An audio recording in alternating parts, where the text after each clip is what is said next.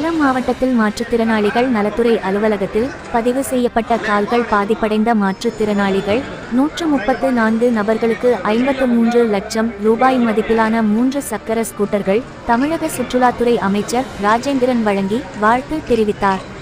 இந்நிகழ்ச்சியில் collector, MLA, MP உள்ளிட்ட பலர் கலந்து கொண்டனர்.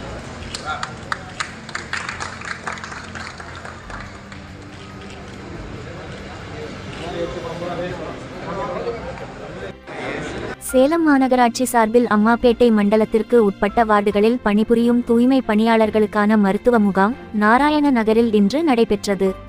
மருத்துவ முகாமை மாநகராட்சி மேயர் ராமச்சந்திரன் தொடங்கி வைத்தார். சேலம் வழியே செல்லும் தன்பாத் ஆலப்புழா எக்ஸ்பிரஸ் ரயிலில் போதைப் பொருள் தடுப்பு பிரிவு போலீசார் மற்றும் ரயில்வே பாதுகாப்புப்படை போலீசார் இணைந்து நடத்திய சோதனையில் கேரள மாநிலம் பாலக்காடு மாவட்டத்தைச் சேர்ந்த அருண்குமார் என்ற வாலிபர் 6 கிலோ கஞ்சாவை கடத்தியது கண்டுபிடிக்கப்பட்டது. கஞ்சாவை பறிமுதல் செய்த போலீசார் அருண்குமாரை கைது செய்து சிறையில் அடைத்தனர். மகுடஞ்சாவடி அருகே உள்ள எர்ணாவூரைச் சேர்ந்த முன்னாள் ராணுவ வீரர் பாலாஜி மேட்டூர் அனல் மின் நிலையத்தில் பாதுகாவலராக பணிபுரிந்து வருகிறார். வேலை முடிந்து தனது இருசக்கர வாகனத்தில் வந்தபோது கொங்கனாபுரம் காட்டுவளவு பகுதியில் எதிரே வந்த கார் மோதி சம்பவ இடத்திலேயே உயிரிழந்தார். விபத்து குறித்து காவல்துறையினர் விசாரணை செய்து வருகின்றனர். சுதந்திர போராட்ட தியாகி அர்த்தநாரீஸ்வரரின் 61வது குருபூஜை விழா கவிச்சிங்கம் அர்த்தநாரீஸ்வரர் கலை இலக்கிய பேரவையின் சார்பில் சேலம் மாநகராட்சி அலுவலகம் முன்பு கடைபிடிக்கப்பட்டது. அவரது படத்திற்கு மலர் தூவி அஞ்சலி செலுத்தப்பட்டது. சேலம் மாவட்டத்தின் முக்கிய சுற்றுலா தலமான ஏற்காட்டில் இருந்து சென்னைக்கும் ஏற்காட்டில் இருந்து மதுரைக்கும் இன்று பேருந்துகள் இயக்கப்பட்டது. சுற்றுலாத்துறை அமைச்சர் ராஜேந்திரன் புதிய வழித்தட பேருந்துகளை கொடியசைத்து துவக்கி வைத்தார்.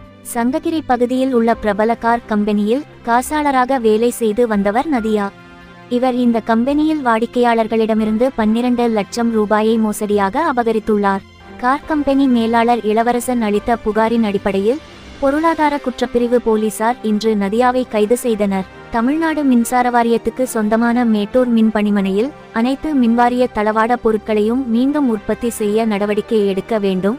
இங்கே பணிபுரியும் அனைத்து தொழிலாளர்களையும் வேறு இடத்துக்கு மாற்றம் செய்யும் நடவடிக்கையை கைவிட வேண்டும் என்று தமிழ்நாடு அரசுக்கு மேட்டூர் சட்டமன்ற தொகுதி உறுப்பினர் சதாசிவம் கோரிக்கை வைத்துள்ளார். ஆத்தூர் கோட்டைப்பாலம் மற்றும் முல்லைவாடி தரைப்பாலம் உழவர் சந்தை அருகில் உள்ள தரைப்பாலம் ஆகியவற்றில் ஆனைவாரி அணையில் இருந்து திறக்கப்பட்ட நீரால் டன்கணக்கில் குப்பை கழிவுகள் சேர்ந்துள்ளது. இதனால் தண்ணீர் செல்ல முடியாமலும் தரைப்பாலத்தில் மக்களால் நடக்க முடியாமலும் பொதுமக்கள் அவதியடைந்து வருகின்றனர்.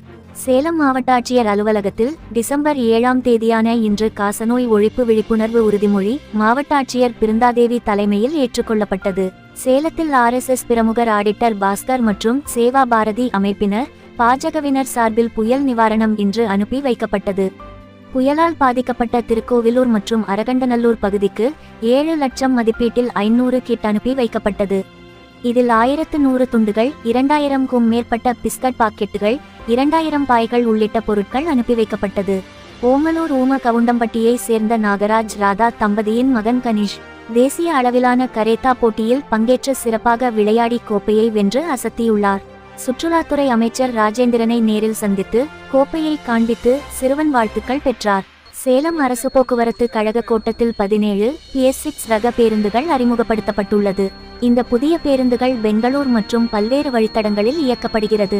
பேருந்துகளை சுற்றுலாத்துறை அமைச்சர் ராஜேந்திரன் துவக்கி வைத்து பேருந்தில் பயணித்தார்.